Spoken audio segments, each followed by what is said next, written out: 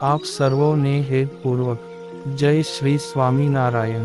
આજની સત્સંગ કથા વાર્તા નિજ મંદિર સાવરકુંડલા। આજની સત્સંગ કથા વાર્તામાં આપણે શ્રીમદ સત્સંગી જીવનની કથા સાંભળશું। પ્રકરણ 4 અધ્યાય 46। સુવ્રત મુનિ કહે છે કે, હે રાજન, તે જ વાસુદેવ ભગવાન આ પૃથ્વી લોકમાં મનુષ્યના કલ્યાણને અર્થે પોતાના સર્વશ્રેષ્ઠ અક્ષરધામમાંથી મનુષ્ય વિગ્રહ ધારણ કરી શ્રી સ્વામિનારાયણ સ્વરૂપે પ્રગટ થયા છે। તે પોતાને આશરે રહેલા ભક્તિ ધર્મનું દુષ્ટ અસુરજનો થકી રક્ષણ કરવા માટે આ પૃથ્વી પર પ્રગટ થયેલા છે।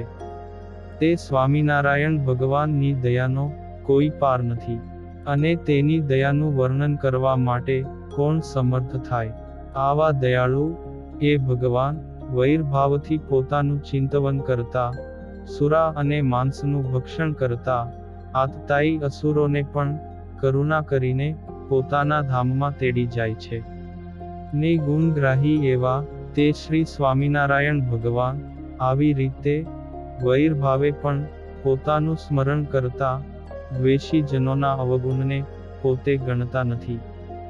જો આવી રીતે અસુરો ઉપર પણ દયા વરસાવતા હોય તો જે પોતાનું અનન્ય ભાવથી ભજન સ્મરણ કરે તેમની ઉપર કરુણા નિધિ ભગવાન શ્રી સ્વામિનારાયણ પ્રસન્ન થાય। તેમાં તો શું કહેવું, એ તો થાય જ। આવી રીતે સર્વનું હિત કરનારા શ્રી સ્વામિનારાયણ ભગવાનના શરણે અત્યારે તમે થયા છો। તેથી સંસ્કૃતિના બંધનથી મુક્ત થયા છો। જે પુરુષો શ્રી કૃષ્ણ ભગવાનનું શરણું સ્વીકારે તે નિશ્ચય માયાના બંધન થકી તત્કાળ મુક્ત થાય છે, પરંતુ અન્ય નહીં। આ સંદર્ભમાં શ્રી કૃષ્ણ ભગવાનના વચનો તમે સાંભળો, જે ભગવાન શ્રી કૃષ્ણ કહે છે કે સત્વ, રજ અને તમ એવા 3 ગુણવાળી આ દૈવી માયા ઉલ્લંઘવી બહુ કઠિન છે, પરંતુ જે મનુષ્યો મારે શરણે આવે તેઓ માયાને તરે છે। તેથી હે શિષ્યો, મેં કહેલા પાળવાના નિયમો અને ધર્મોનો આશ્રય કરી તે પ્રમાણે વર્તીને ભક્તિ ધર્મનું રક્ષણ કરવા માટે તેમના થકી પ્રગટ થયેલા શ્રી વાસુદેવ એવા શ્રી સ્વામિનારાયણ ભગવાનનું તમે સર્વભાવે ભજન કરો। ભગવાન શ્રીહરિ કહે છે કે, હે પુત્રો, આ પ્રમાણે શાસ્ત્ર સંમત શ્રી કૃષ્ણ ભગવાનનું મહાત્મ્ય વર્ણવતા ગુરુને પ્રણામ કરી શિષ્યે પ્રસન્ન થઈને કહેવું કે, હે ગુરુવર્ય, અતિશય ભયંકર કાળ માયાના ભયથી ને સંસ્કૃતિના બંધનથી આજ હું મુક્ત થયો છું, ને શ્રી કૃષ્ણ ભગવાનનો ભક્ત થયો છું। આ પ્રમાણે કહેતા શિષ્યને ગુરુએ પોતાને અતિ પ્રિય એવી શ્રી કૃષ્ણ ભગવાનની પ્રતિમા પ્રતિદિન પૂજવા માટે અર્પણ કરવી, અને શિષ્યને ગુરુએ ઉપદેશ કરતા કહેવું કે, હે શિષ્ય, તમારે સદાય ધર્મનું આચરણ કરવું, કારણ કે ધર્મથી બ્રહ્માદિક ઈશ્વરોએ સહિત આ સમગ્ર વિશ્વને ધારણ કરાય છે। હે શિષ્ય, તમારે પ્રતિદિન પ્રાતઃ સ્નાન કરી ઉર્ધ્વપુંડ્ર તિલક ધારણ કરવું, ત્યાર પછી પોતાનું નિત્ય કર્મ કરવું, અને હૃદયમાં શ્રી કૃષ્ણ પ્રભુનું પૂજન કરવું। પછી પવિત્ર થયેલા એવા તમારે નિયમપૂર્વક તેમજ શક્તિ અનુસારે શ્રી કૃષ્ણ ભગવાનના મંત્રનો પ્રતિદિન જપ કરવો। એકાદશી તેમજ ભગવાનના પ્રાગટ્ય દિન નિમિત્તે ઉપવાસ કરવા, તેમજ પોતાની શક્તિ અનુસારે તે દિવસોમાં ઉત્સવ ઉજવવા। હે શિષ્ય, મદ્ય, માંસ, પરસ્ત્રી ગમન, પરધનની ચોરી, પોતાની તેમજ પારકાની હિંસા, તેમજ જાતિથી ભ્રષ્ટ કરે તેવા કર્મના આચરણનો તમારે સર્વ પ્રકારે ત્યાગ કરવો। તેમજ ભાંગ, ગાંજો, અફીણ તથા તમાકુ આદિ કેફ કરનારી વસ્તુનું તથા લોક નિંદિત હોય તેવા પદાર્થોનું ક્યારેય સેવન કરવું નહીં।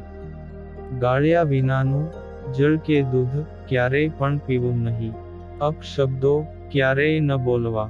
અને પોતાને તથા પારકાને દુઃખ થાય તેવું જે સત્ય વચન પણ ક્યારેય ન બોલવું, ને પોતાની સમીપ સંબંધ વિનાની અન્ય વિધવા સ્ત્રીઓનો ક્યારેય જાણી જોઈને આપતકાળ વિના સ્પર્શ ન કરવો. જો અજાણતા તેમનો સ્પર્શ થઈ જાય તો સ્નાન કરવું, અને જાણીને જો તેનો સ્પર્શ થાય તો એક ઉપવાસ કરવો, અને કામ બુદ્ધિથી તેનો સ્પર્શ કરે તો 2 ઉપવાસ કરવા. ને વિધવાનો સ્પર્શ થયો છે એમ જો અન્ય મનુષ્ય જાણી જાય તો ચાંદ્રાયણ વ્રત કરવું. આવશ્યક કાર્યમાં ક્યારેક આપતકાળમાં જાણી જોઈને વિધવાનો સ્પર્શ થઈ જાય તો તેનો દોષ લાગતો નથી. સ્ત્રી લંપટ, અતિ લોભી, વામમાર્ગી, નાસ્તિક, શુષ્ક જ્ઞાની તેમજ મહાપાપી પુરુષોનો ક્યારેય સંગ ન કરવો. હે શિષ્ય, તમારે પ્રતિદિન સત્શાસ્ત્ર, સંત સમાગમ તેમજ ભગવાનની 9 પ્રકારની ભક્તિ કરવી. કોઈની ઉપર મિથ્યા અપવાદનું આરોપણ ન કરવું. ભગવદ વાર્તા પણ કુસંગી ના મુખે ક્યારેય ન સાંભળવી. કોઈ પણ દેવતાનું વાણીથી પણ મૂળ ઉખેડવું નહીં, કારણ કે આજે તમને સત શબ્દ વાચ્ય ભાગવત ધર્મનો સંગ પ્રાપ્ત થયો છે. તે આજથી આ પૃથ્વી ઉપર તમે સત્સંગી એવા નામથી પ્રસિદ્ધ થયા. હે પુત્રો, ગુરુ આ પ્રમાણે જ્યારે ઉપદેશ આપે ત્યારે હું આજથી એમ જ વર્તીશ. એ પ્રમાણે કહીને શિષ્યે ગુરુના વચનો શિરોધાર્ય કરી ગુરુનું અતિ હર્ષથી પૂજન કરવું. તે પૂજનમાં નવીન વસ્ત્રો, ચંદન, પુષ્પની માળા, તોરા, સુવર્ણના અલંકારો અને રૂપા મુદ્રા તેમજ ઘી સાકર યુક્ત સુંદર ભોજન વડે ગુરુનું પોતાની શક્તિ પ્રમાણે વિધિપૂર્વક પૂજન કરવું. પછી શક્તિ અનુસારે સાધુ અને બ્રાહ્મણોનું પૂજન કરવું, અને ગુરુને સાષ્ટાંગ પ્રણામ કરી તેમની આજ્ઞા લઈ પોતાને ઘેર જવું.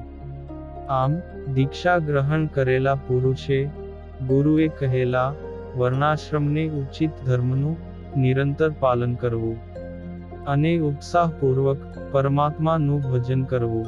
અને હવે પછીની કથા વાર્તા આપણે આગળના ભાગમાં સાંભળશું.